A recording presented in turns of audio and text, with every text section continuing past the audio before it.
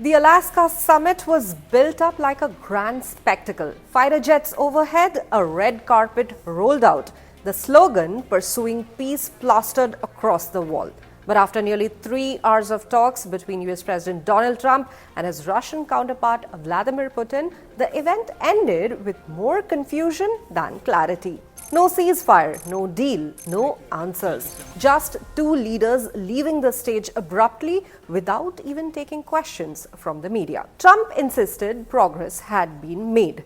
He said we had an extremely productive meeting, but his words revealed very little.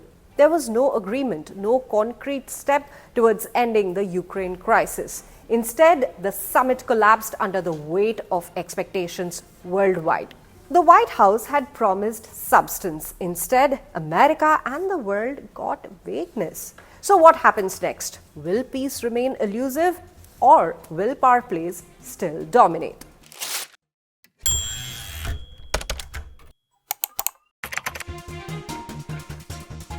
As he left the stage, Trump tried to reassure the skeptics. He said he would soon call Ukrainian President Volodymyr Zelensky and America's European allies. He announced it's ultimately up to them, thus framing the outcome as Europe's responsibility.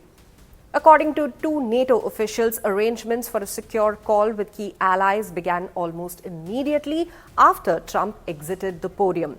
The hope was to get one on the books within hours, with Zelensky expected to be looped in.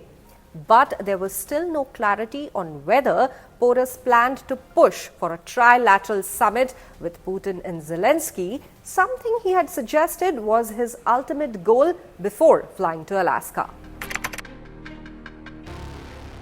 Meanwhile, the Russian president stole the show. For Putin, the optics alone were a victory. His grin from inside Trump's armored limousine, the beast captured that specific moment. After years of sanctions, international isolation, and even an arrest warrant from the International Criminal Court, here he was riding in the US president's car, smiling broadly as cameras flashed throughout. It had been more than a decade since Putin was welcomed on American soil for a presidential summit. This time, the Russian state media called it a historic handshake. On television in Moscow, it was presented as proof that the West's attempt to freeze out the Kremlin had failed. When Putin leaned into the microphones in English and said, next time in Moscow, it was a symbolic triumph. He wasn't just back in global diplomacy, he was dictating the terms of the next chapter.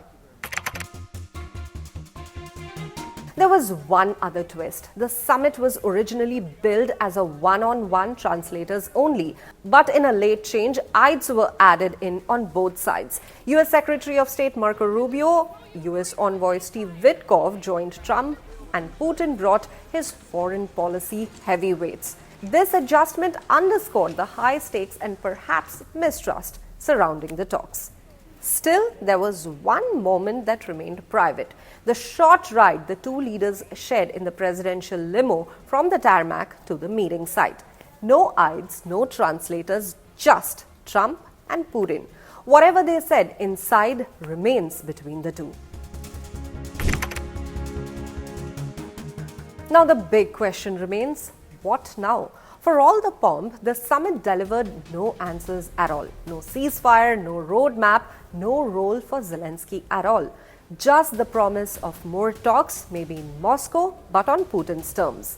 The Alaska summit was meant to be a breakthrough, but instead, now there are questions that remain unanswered.